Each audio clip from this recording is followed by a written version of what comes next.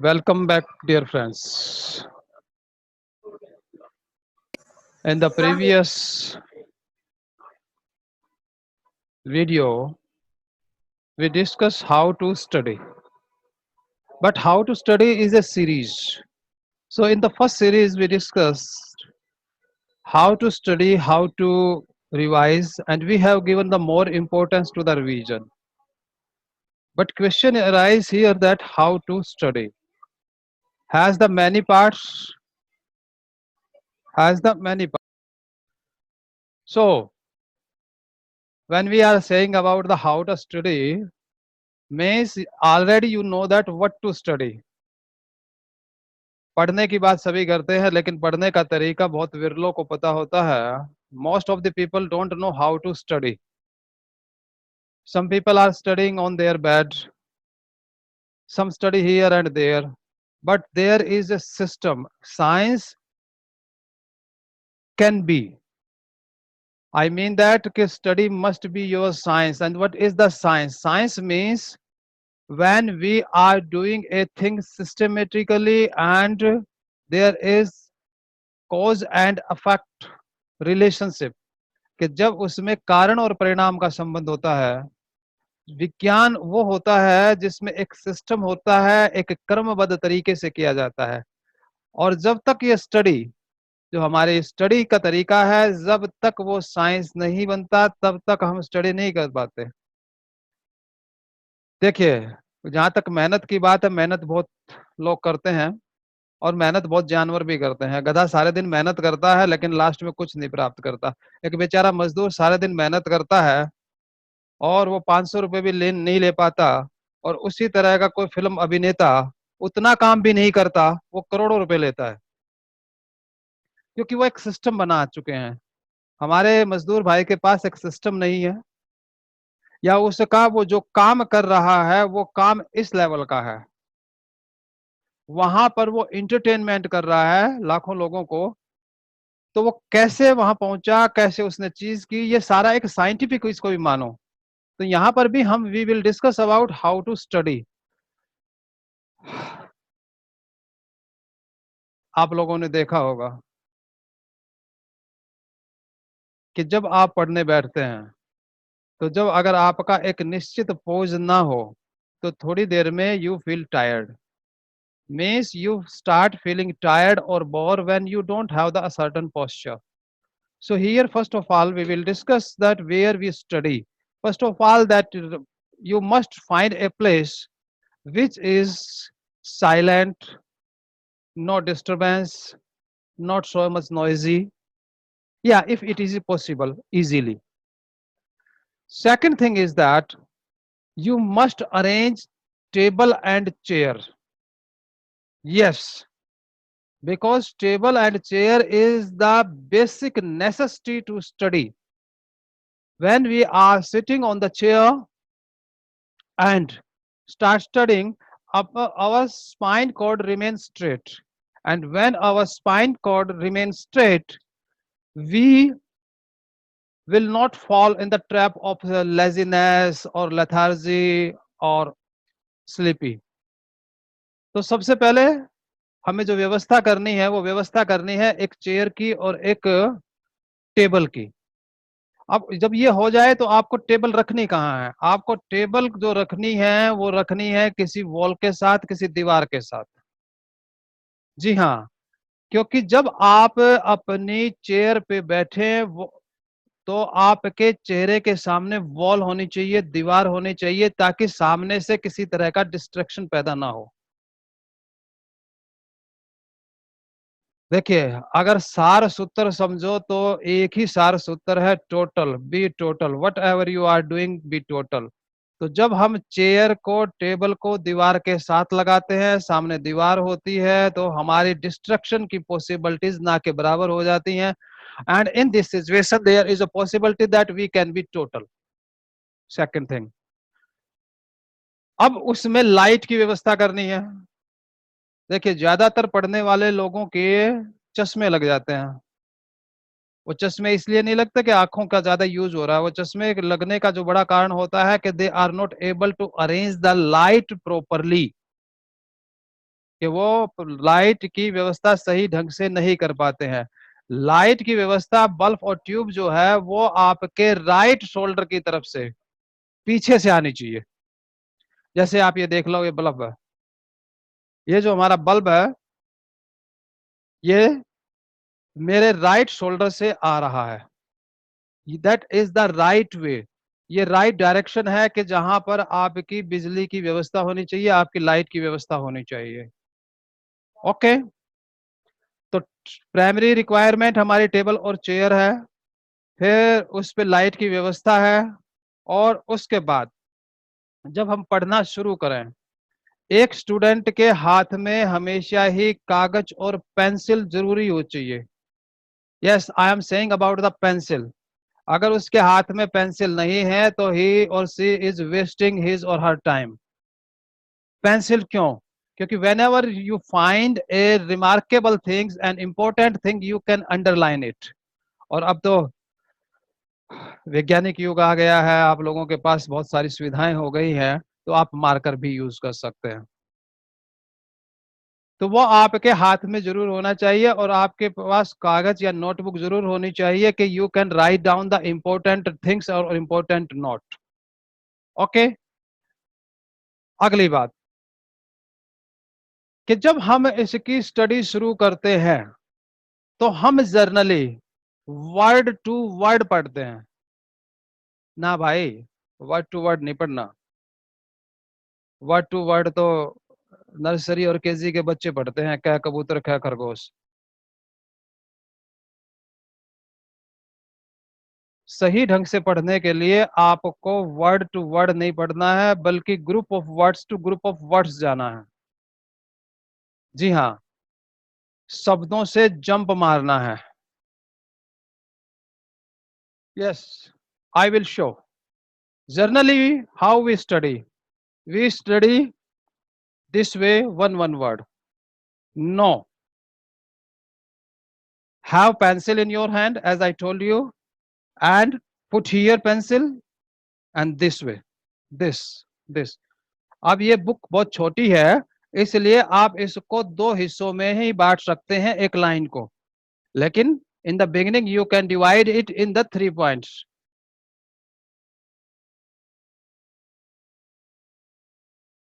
जब आपके पास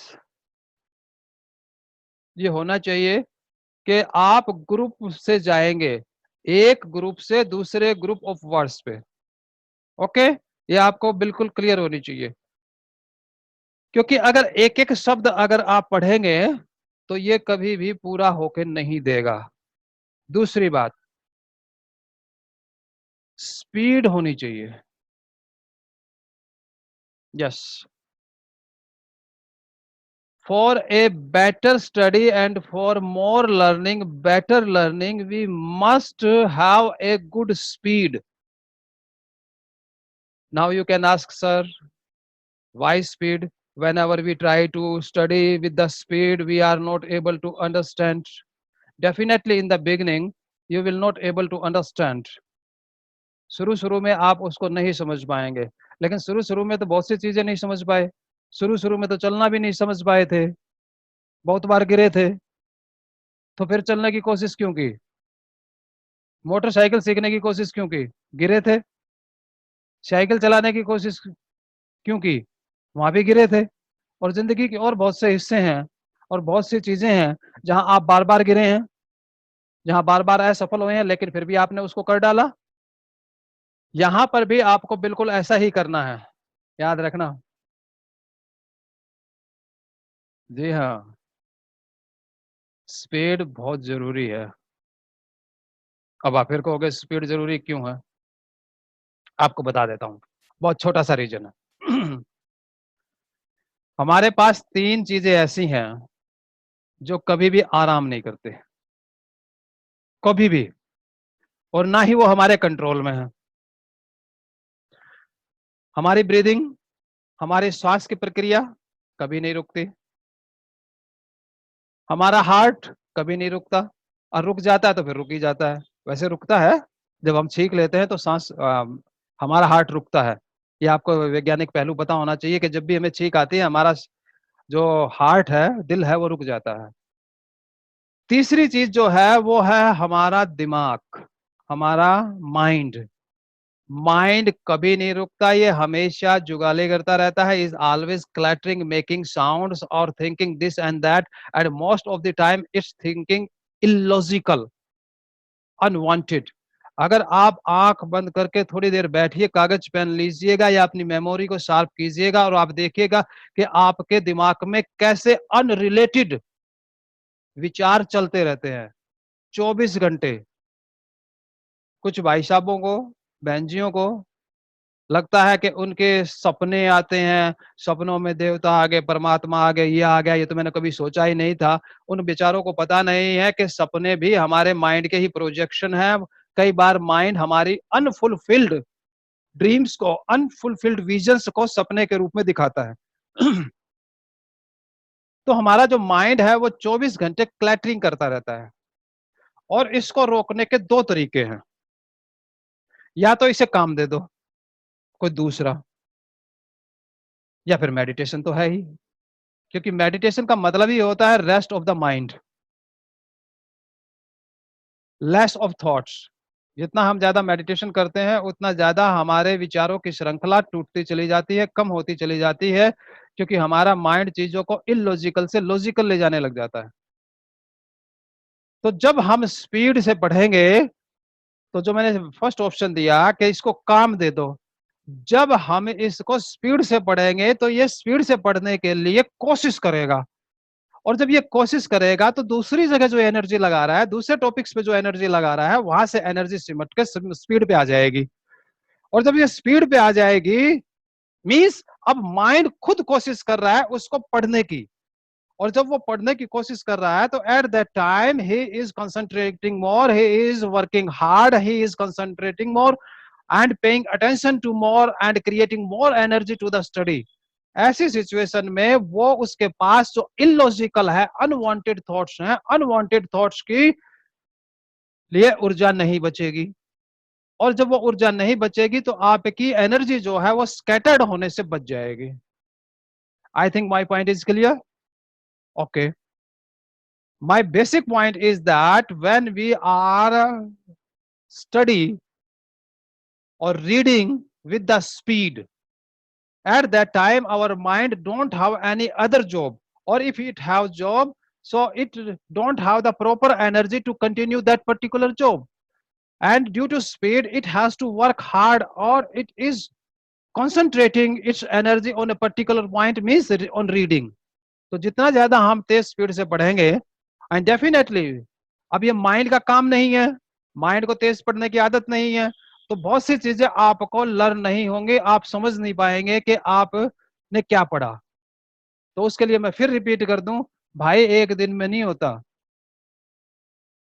वो इंग्लिश का सेंटेंस है ना कि Rome was not built in a day.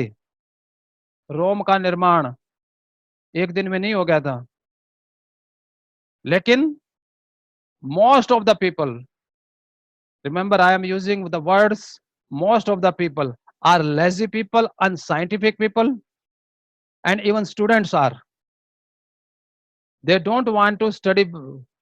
वो मजबूरी हो गई है। पहली बात तो मजबूरी है ही पढ़ना,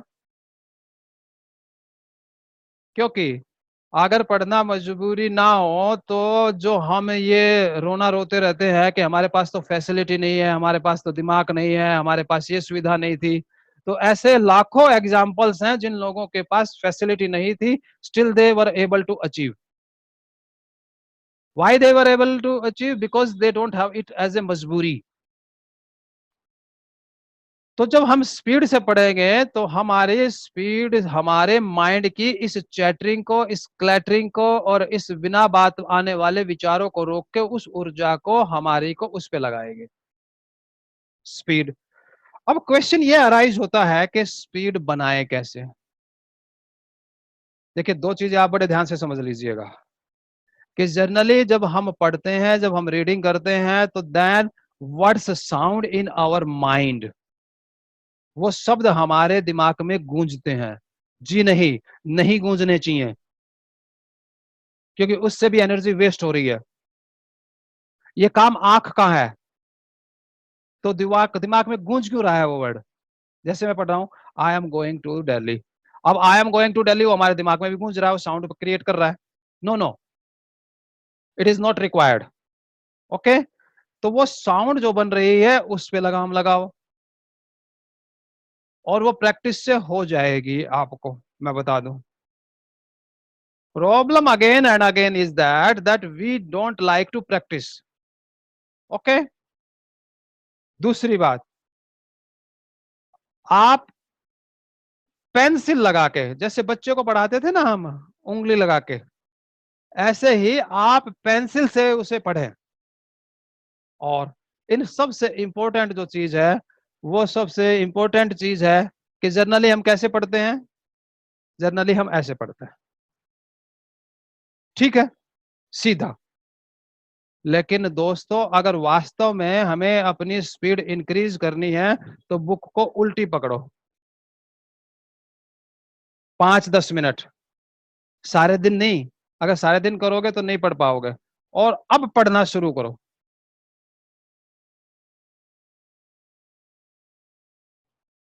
रिवर्स पढ़ो, रिवर्स, इस तरह से उल्टी करके, और यहां पर भी ग्रुप टू ग्रुप। अब क्वेश्चन ये अराइज होता है कि हम रिवर्स क्यों पढ़ें? देखिए, रिवर्स हम इसलिए पढ़ें कि अगर हम रिवर्स पढ़ने में कामयाब हो जाते हैं, if we are successful in reading in the reverse side, then we are able to read it in any way. किसी भी ढंग से हम इसको फिर पढ़ सकते हैं। और कौन सा वर्ड पढ़ा जाता है? जो ऑलरेडी हमारे माइंड में हो। और हमारे माइंड के लिए जो हमारी आंखों के, यानी कि माइंड और आंखों का जो कोऑर्डिनेशन है, वो होना चाहिए। इसमें आपको एक उदाहरण देता हूं। सचिन इतना बड़ा खिलाड़ी, फिर लास्ट में आगे बर्बाद क्यों हो गया?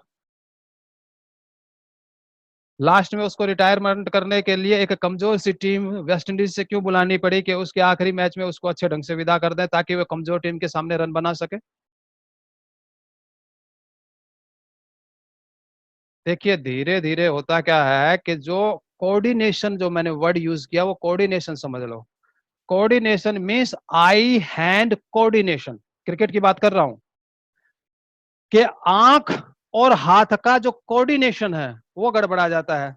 आंख ने तो ऑर्डर दे दिया हाथ को और पैर को कि बॉल का टप्पा यहां पर आएगा, बॉल यहां आ रही है, और वो सचिन को अब भी पता है कि उसने आउट स्विंग दिया है, ठीक है। और उसको ऑलरेडी, वो आज से 5 साल पहले, 10 साल पहले उस पे वो बहुत बढ़िया स्क्वायर कट करता था, लेकिन वो आज आउट हो रहा है। क्यों? क्योंकि आई और हैंड का कोऑर्डिनेशन गड़बड़ा गया है। वो आंख के इशारे से चला तो सही, लेकिन वो जब तक पहुंचा, तब तक बॉल बल्ले का किनारा छू के विकेट कीपर के पास जा चुकी थी। इसी तरह हमारी जो रिवर्स पढ़ने की कला है, वो हमारे माइंड और आई का कोऑर्डिनेशन करती है। इसका मतलब कि जैसे अब जो अच्छे प्लेयर हैं, उन अच्छे प्लेयर को आप कोई से भी बोल दे लो, कोई वीकनेस नहीं होती। जब अपने अच्छे फ्लो पे विराट कोहली होता है, तो आप उसको कोई भी बॉल फेंक लो, ठीक है, वो हर बॉल पे बढ़िया रन बनाएगा, क्योंकि वो आई हैंड कोऑर्डिनेशन है। इसी तरह हमारे आई और माइंड का कोऑर्डिनेशन बहुत बढ़िया हो जाएगा जब हम रिवर्स से पढ़ेंगे। मीन्स आप किसी भी चीज को किसी भी ढंग से देख सकते हैं, तो इससे आपको बहुत ज्यादा हेल्प मिलेगी। ओके, तो जो आज हमने डिस्कस किया है, वो बेसिकली डिस्कस ये किया है कि हमने ये, और याद रखना कि अभी ये सीरीज फिनिश नहीं हुई है, मैं आपके लिए और भी बहुत सी चीजें लाता रहूंगा, क्योंकि मेरा बेसिक पर्पज ये है कि आप लोगों को स्टडी मटेरियल ज्यादा से ज्यादा और स्टडी कैसे करें उसके बारे में ज्यादा से ज्यादा बता सकूं। और आपके टाइम को बचा सकूं कि जो हम बहुत ज्यादा टाइम अपना यूज करते हैं स्टडी में, उस टाइम को कैसे प्रॉपर और एक बेहतरीन ढंग से यूटिलाइज कर सके। ओके, तो इस सीरीज में हमने देखा कि हमें कैसे बैठना है, कैसे पढ़ना है, कैसे स्पीड बनानी है, स्पीड के मैंने तरीके बताए हैं। इन सारी चीजों को आपको प्रैक्टिस करनी है। जितनी ज्यादा आप प्रैक्टिस करेंगे उतनी ज्यादा आपकी स्टडी में इंप्रूवमेंट होगी। Okay, thank you. कभी कभी है ना सीरियस हो गई पढ़ना चाहिए। आज काफी सीरियस रहा, है ना, जोकिंग वगैरह नहीं हुई। और कोई बात नहीं, ये टॉपिक ही ऐसा है कि it must be a little serious, but you know that I don't like the word serious, I like the word total. So you have to find your ways how to be total. And for that, I repeat, you must try to study on chair table. अब बहुत से लोग कह सकते हैं कि जी क्या करें, हमारे पास तो टेबल नहीं है, हमारे पास तो चेयर नहीं है। बेड तो है ना भाई, बेड के बराबर में स्टूल डाल लो। हम्म, आप कह सकते हैं स्टूल नहीं है, बेड के बराबर में दूसरी खाट डाल लो। यानी कि बुक आपके सामने इस तरह से होनी चाहिए। यूँ नहीं कि आलती पालती मार के, अब मैं आलती पालती का विरोधी नहीं हूँ लेकिन मॉडर्न जनरेशन के लिए आलती पालती मार के एक लंबे समय तक बैठना थोड़ा मुश्किल है। अगर वो चेयर हो जाए तो ज़्यादा अच्छा है। आप अगर चेयर नहीं है तो स्टूल एक ऐसी जगह रख सकते हैं जहाँ आपकी बैक में इस तरह से दीवार हो और पीछे आप एक हल्का सा कज़न पिलो लगा सकते हैं। तो आपको ये सारी चीज़ें ढूँढनी है अपने ही घर में, और जहाँ चाह वहाँ रहा। There is the way, where is the will there is the way. करके देखो, विद इन वीक आप ये पाओगे कि जो मैंने बताया है वो आपके लिए बहुत ज़्यादा फायदेमंद है। और हाउ टू स्टडी की जो सीरीज है अभी कंटिन्यू है। बहुत जल्दी ही आपके लिए हाउ टू स्टडी थर्ड भी लेके आऊँगा। Okay dear friends, thank you. Subscribe ज़रूर कीजिएगा, कमेंट कीजिएगा and press bell icon, comment, you know each and everything what to do, and please share it that it can reach to more people who really need that how to study. Yes, please इसको share कीजिएगा ताकि ये ज़्यादा से ज़्यादा लोगों तक पहुंच सके।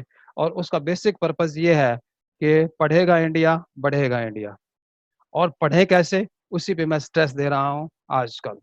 Okay dear friends, thank you, नमस्ते, see you soon with next episode.